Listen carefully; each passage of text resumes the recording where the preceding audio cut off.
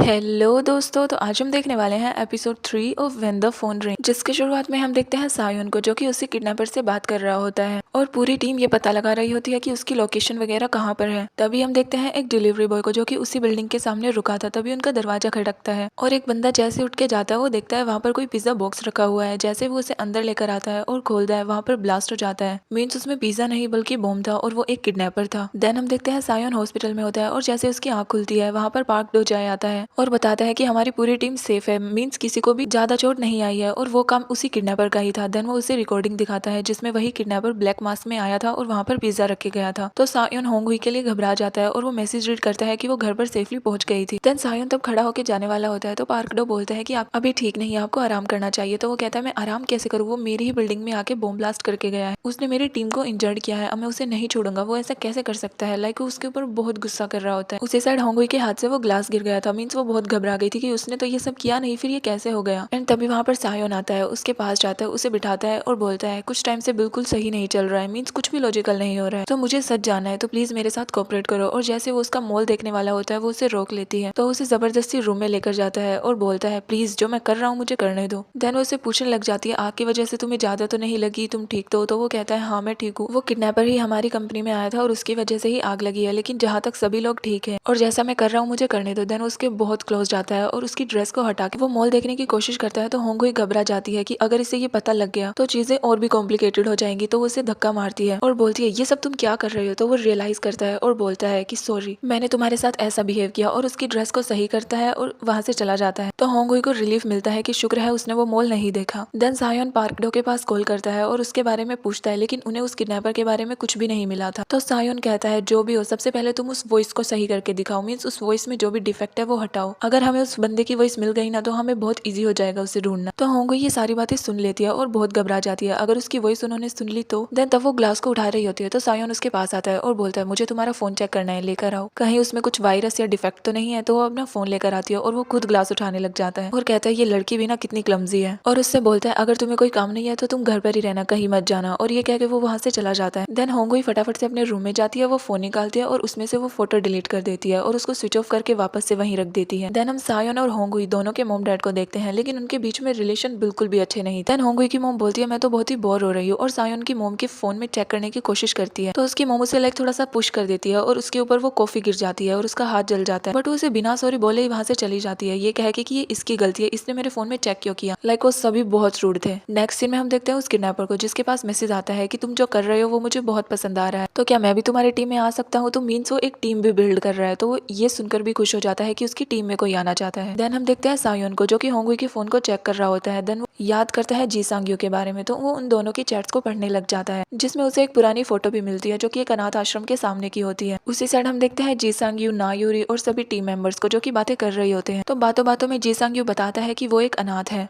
तो सभी ये सुनकर शॉक्ड हो जाते हैं। तो वो कहता है क्या पहले तुमने कभी भी किसी अनाथ को नहीं देखा है। तो नायूरी कहती नहीं नहीं ऐसा कुछ नहीं है। देन वो बात बताने लग जाता है कि तब मैं एक अनाथ आश्रम में था, तो वहाँ पर एक बहुत बड़ा बंगलो था, मैं उसमें जाया करता था, तो वहाँ पर एक बंदा भी था जिसके साथ मैं डेली खेला करता था, बिकॉज उसके पास सारे टॉयज थे। लेकिन एक दिन मैंने वहाँ पर कुछ ऐसा देखा कि मैं वहाँ पर दोबारा गया ही नहीं। तो सभी ये बहुत क्यूरियस होते हैं जानने के लिए कि उसने ऐसा क्या देखा। तभी उसका फोन बज जाता है और वो बोलता है मेरा लंच का टाइम हो गया है, और ये कह के वो वहाँ से चला जाता है। तो यूरी और वो सभी मेंबर्स वाज लाइक ये ऐसे कैसे बिना बताए जा सकता है। और सायोन उसी अनाथ आश्रम के बारे में रिसर्च कर रहा होता है और उन दोनों की चैट से उसे पता चलता है कि जी सांग्यू और होंगुई आज दोनों साथ लंच पर जाने वाले हैं। देन वो पार्क डो के साथ मीटिंग करता है उस किडनैपर के बारे में और उससे बोलता है सॉरी मैंने तुम्हारे साथ बहुत रूड बिहेव किया है, ये सारे मेरे ही पर्सनल मैटर्स है, लेकिन फिर भी मैं तुम्हें घसीट रहा हूँ। तो वो कहते हैं नहीं नहीं सर, आपके लिए काम करना मेरी जिम्मेदारी है, तो आप मुझसे जो भी कहेंगे मैं वो कर ही रहूंगा। देन तब वो काम खत्म कर जा रहा होता है तो यूरी उसके पास मैसेज करती है उसी होटल में लंच करने के लिए। एंड या वो तो रेडी था बिकॉज वहाँ पर होंगुई और जी सांग्यू भी तो थे। देन यूरी वहीं पर जाती है और होंगुई और जी सांग्यू को साथ देकर सरप्राइज होती है और बोलती है तुम दोनों एक दूसरे को जानते हो। तो वो कहता है हाँ हम दोनों कॉलेज फ्रेंड्स हैं। देन उनसे बताती है कि मेरे साथ लंच पे एक बहुत बड़ा आदमी आने वाला है, तो तुम उसे देखकर शॉक्ड मत हो जाना, ओके। और तभी वहाँ पर सायोन की एंट्री होती है। जैसे ही होंगुई उसे देखती है वो बहुत घबरा जाती है, कहीं वो उसे देखकर उसे जानने की एक्टिंग ना करने लग जाए, और वो अपना मुंह छुपाने की कोशिश करती है। इतने में ही सायोन उसके पास आता है और बोलता है आर यू होंगुई। देन हमें एक सीन दिखाया जाता है जिसमें फिर से ब्लास्ट हुआ था, तो वहाँ पर एक ब्लैक मास्क में बंदा भी था जिस पर पार्क डो को शक होता है और वो उसका पीछा करता है और जैसे तैसे वो उसे पकड़ लेता है और उसी साइड वो चारों एक साथ खाना खा रहे होते हैं। तो जी संग वो खाना कट करता है और होंगुई को दे देता है, जिसे देखकर सायोन जेलसी फील करता है। देन वो इनडायरेक्टली होंगुई से पूछने की कोशिश कर रहा था तुम्हें खाना कैसा लगा, तो जी संग बोलता है अच्छा है। तो वो फिर से चिढ़ जाता है कि ये क्यों आंसर दे रहा है। मींस उसे बिल्कुल पसंद नहीं है कि जी संग होंगुई के साथ रहे। देन जी संग तब उससे ड्रिंक दे रहा होता है तो सायोन ग्लास को उल्टा रख देता है और बोलता है मैं दिन में ड्रिंक नहीं करता हूँ। तो होंगुई अपना ग्लास आगे कर देती है। ये देखकर सायोन फिर से जेलसी फील करता है। देन जी संग उससे साइन लैंग्वेज में बातें करता है कि क्या तुम सही फील कर रही हो, अनकंफर्टेबल तो फील नहीं कर रही हो। तो सायोन को फिर से जेलसी फील होती है कि इसे साइन लैंग्वेज भी आती है। देन वो उससे कहता है वाह तुम तो साइन लैंग्वेज में काफी अच्छे हो। तो वो कहता है हाँ वैसे तुम करते क्या हो, मैं एक डॉक्टर हूँ, कौन से फील्ड में। लाइक उससे ऐसे ही टेढ़े मेढ़े सवाल पूछने लग जाता है। तो होंगुई को बिल्कुल भी अच्छा नहीं लग रहा था, तो वो जानबूझ के ड्रिंक को गिरा देती है और रेस्ट रूम के लिए चली जाती है। इतने में ही सायोन के पास पार्कडो का कॉल आ जाता है, तो वो भी रेस्ट रूम में चला जाता है और पार्कडो उससे बताता है कि यहाँ पर जो ब्लास्ट हुआ उसमें हमने एक बंदे को पकड़ा है, वो किडनैपर तो नहीं है लेकिन शायद वो उसी की ही टीम का है, तो हमें इससे कुछ पता लग जाए। और पुलिस उससे क्वेश्चंस पूछ रही होती है, तो वो बोलता है आप असली किडनैपर को पकड़ो ना, मेरे पीछे क्यों पड़े हो, मैं तो सिर्फ ऐसे ही बॉम्ब ब्लास्ट करता हूँ। और उसका रियल किडनैपर से कोई कनेक्शन नहीं था। देन वो जैसे ही कॉल को कट करके टर्न करता है, होंगुई वहाँ पर होती है और बोलती है तुम ये सब क्या कर रहे हो। लाइक वो जी संग यू के साथ ऐसा बिहेव कर रहा था उसके लिए। तो वो कहता है पूछना तो मुझे तुमसे चाहिए, तुम यहाँ पर क्या कर रही हो, तुमने मुझसे बताया था ना कि वो तुम्हारा क्लोज फ्रेंड है, तो तुम उसके साथ लंच पे आओगी और तुम उसके बारे में बहुत कुछ जानती हो ना, तो ये बताओ क्या तुम मेरे बारे में जानती हो। और वो उसके बहुत क्लोज चला जाता है, बट होंगुई के पास कोई आंसर ही नहीं था। तो वो कहता है मुझे लगता था कि मैं तुम्हारे बारे में बहुत कुछ जानता हूँ, लेकिन मैं गलत था, क्योंकि तुम उस बंदे के बारे में बहुत कुछ जानती हो जो तुम्हारे साथ नहीं रहता, और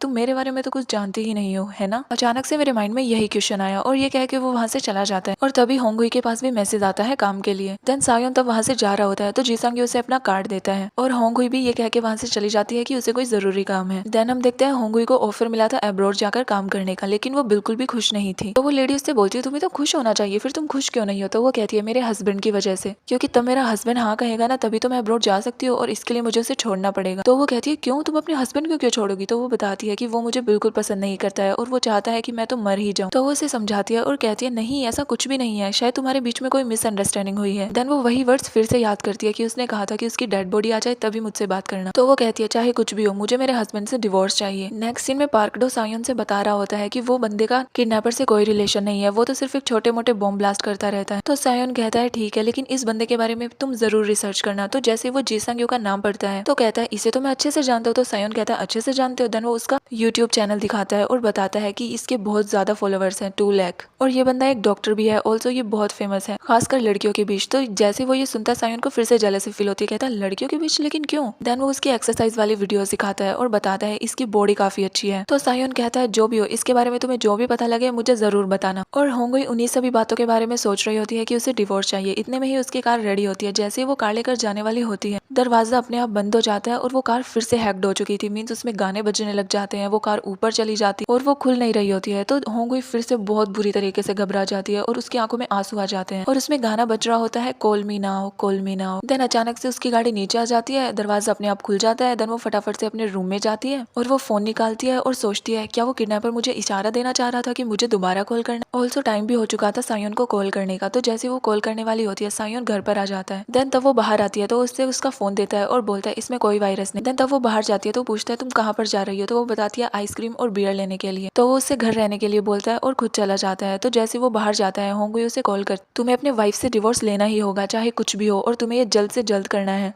तो वो कहता है मुझे एक बात नहीं समझ आ रही, अगर मैं होंगुई से डिवोर्स लेता हूँ तो इसमें तुम्हारा क्या फायदा है, बताओ मुझे। तो वो कहती है मेरा फायदा मुझे नहीं पता, तुम्हें अपनी वाइफ से डिवोर्स लेना है बस। तो वो उससे कहता है चाहे कुछ भी हो, मैं उससे डिवोर्स बिल्कुल भी नहीं लूंगा, तुम चाहे कितने भी एफर्ट्स कर लो, लेकिन ये नहीं हो सकता है। तो होंगुई उससे फिर से बोलती है कि तुम्हें डिवोर्स लेना है, लेकिन वो नहीं मानता है और कॉल को कट कर देता है। देन तब वो कोल्ड ड्रिंक पी रही होती है तो वो उससे कहता है होंगुई हमें कभी डिवोर्स नहीं करना है। तो उसे खांसी आ जाती है तो वो कहता है हाँ मैंने सही कहा है। देन वो उसे कोल्ड ड्रिंक पूछता है और कहता है तुम वैसे जो भी करती हो बहुत ही क्लमजी करती हो। देन वो उससे पूछती है लेकिन तुमने ये क्यों कहा, तुम मतलब ऐसी बातें क्यों कर रही हो। तो वो कहता है क्योंकि बहुत से लोग हैं जो हमें भड़काने की कोशिश करेंगे कि हमारा डिवोर्स हो जाए, लेकिन चाहे जो भी हो हमें ऐसा नहीं करना है। देन वो उसके क्लोज जाता है और बोलता है क्यों, तुम चाहती हो क्या कि हमारा डिवोर्स हो। और वो दोनों बहुत क्लोज होते हैं। देन वो वहाँ से चला जाता है उसके बेडरूम में। तो होंगुई वहाँ पर जाती है और उसे गुस्से से देखने लग जाती है। तो वो कहता है सोने दो मुझे यहाँ पर, और लाइट्स को ऑफ कर देता है तो वो फिर से लाइट्स को ऑन कर देती है। वो ऑफ करता है, वो ऑन कर देती है। तो वो कहता है तुम चाहती क्या हो, अगर तुम्हें सोना है तो तुम मेरे पास आके सो सकती हो। तो वो क्या ही बोलती। देन वो फाइनली गुस्से में जाती है और उसके पास सो जाती है। और देन तो वो साइड में करवट लेती है। तो वो बोलता है किसी की साइड पीट नहीं करनी चाहिए, ये बहुत ही रूड लगता है। तो वो उसकी साइड फेस कर लेती है। तो वो कहता है तुम्हें पता है आज मेरी कंपनी में फायर हुई, मीन्स उस किडनैपर को मेरे बारे में सब कुछ पता है, तो उसे मेरा घर भी पता होगा, तो अब तो ये घर भी सेफ नहीं है। और कुछ टाइम से जो भी हो रहा है तुम आज उसे सब कुछ भुला दो, चाहे जो भी हो, तुम उसे एज अ बुरा सपना ट्रीट करो और कुछ भी मत सोचो, ओके। देन वो वही बात फिर से याद करती है कि उसने कहा था कि उसकी डेड बॉडी हो तभी मेरे पास आना। तो वो कहता है जो भी हो सब कुछ भूल जाओ, और वो सो जाता है। तो वो उसे देखने लग जाती है। देन वो खुद भी सो जाती है। उसके सोने के बाद सायोन उसे देखता है और वहां से चला जाता है। देन हमें फ्लैशबैक दिखाया जाता है, तब होंगुई के स्टेप फादर के इकलौते बेटे की डेथ हो गई थी। तो उसकी मॉम होंगुई पर गुस्सा करती है और बोलती है तुम्हारी भी डेथ हो जानी थी, तुम जिंदा क्यों हो। बिकॉज होंगुई के स्टेप फादर की जो बेटी थी वो सुन नहीं सकती थी और होंगुई बिल्कुल परफेक्ट थी। तो उसकी मॉम उसके मुंह पे हाथ रख लेती है और बोलती है आज से तुम परफेक्ट नहीं रहोगी, तुम कुछ नहीं बोलोगी, अगर तुम एक बेहतर जिंदगी चाहती हो ना तो आज के बाद तुम अपने मुंह से एक वर्ड नहीं निकालोगी। तो होंगुई रो रही होती है और बोलती है मॉम आप ऐसा क्यों कर रही है, प्लीज ऐसा मत कीजिए। लेकिन वो उसे मना करती है बोलने के लिए। तो होंगुई कहती है वैसे मुझे ये कब तक करना पड़ेगा। तो वो कहती है जब तक हमारी लाइफ सही नहीं हो, जब तक। और ये सभी बातें होंगुई याद कर रही होती है तो वो एकदम से घबरा जाती है और उठती है। देन हम देखते हैं सायोन को जो कि गेम खेल रहा था। तो उसका फ्रेंड उससे पूछता है जो तुमने मुझसे हस्बैंड वाइफ का केस बताया था उसमें क्या हुआ। मेरे हिसाब से तो उस वाइफ का किसी के साथ चक्कर चल रहा है और अगर उस हस्बैंड को कंफर्म करना है तो उसे चेक भी कर सकता है। तो वो कहता है वो हस्बैंड शायद चेक नहीं करना चाहता। तो उसका फ्रेंड कहता है शायद वो बहुत लॉयल है उसके लिए, इसीलिए वो उसे चेक ही नहीं करना चाहता है। देन हम देखते हैं होंगुई के डैड को जो कि अकेला था, वहाँ पर वही किडनैपर आता है एंड फाइनली हमें उसका फेस दिखाया जाता है जो कि सीटी बजा रहा था। उसके नेक पे कोई निशान था, उसकी आईज का कलर अलग अलग था, like proper psycho type. Then वो होंगुई के पास वीडियो कॉल करता है और बोलता है सिस कैसी हो। तो होंगुई डर जाती है और बोलती है मेरे डैड कहाँ पर है, बिकॉज उसने उसके डैड के ही फोन से कॉल किया था। तो वो कहता है सिस वो मोबाइल तुम्हारे पास सेफ है ना, वैसे वो मोबाइल तुमने चुराया नहीं, मैंने ही तुम्हें दिया था। वैसे तुम मुझे एक बात बताओ तुम उससे क्या डिमांड कर रही हो उस मोबाइल से। तो वो बताती है डिवोर्स के लिए। तो वो हंसने लग जाता है और बोलता है मेरा भी यही गोल है, तो तुम्हें अब उससे बात करना बंद नहीं करना है, तुम्हें उसके पास कॉल करते ही रहना है, क्योंकि इस गेम में एंटर तुमने अपनी मर्जी से किया था लेकिन अब तुम स्किप नहीं कर सकती हो, क्योंकि अगर तुमने स्किप किया तो तुम सोच सकती हो तुम्हारे साथ क्या होगा। देन वो उसे किसी के टीथ दिखाता है जिसे देखकर होंगी बहुत बुरे तरीके से डर जाती है, उसे ये लगता है उसके डैड के हैं। देन वो फटाफट से अपने डैड के पास मिलने के लिए जाती है जहाँ पर पुलिस ऑफिसर्स भी आ चुके थे जो कि उसे वही टीथ दिखाते हैं और बोलते हैं ये इनके पास मिले लेकिन ये बिल्कुल सेफ थे। तभी उसके डैड को होश आता है जो कि बोल रहा होता है कॉल करो सिस कॉल करो। ये सुनकर होंगी बहुत बुरे तरीके से घबरा जाती है। देन पुलिस होंगुई को अपने साथ लेकर जा रही होती है। तो होंगुई की तबीयत एकदम से खराब हो जाती है। तो वो कार को रोकते हैं तो वो बाहर निकलती है और उसकी मोम की बातों को याद करके, किडनैपर की बातों को याद करके बहुत बुरे तरीके से रोने लग जाती है और सोचती है कि इस दुनिया में सब मेरे खिलाफ है, ऐसा क्यों है। मेरी लाइफ मैंने सोचा था मैं सही करूंगी लेकिन ये सब कुछ इतना कॉम्प्लिकेट क्यों होता जा रहा है। और वो ऐसी हो गई थी जैसे वो बिल्कुल हिम्मत हार चुकी हो।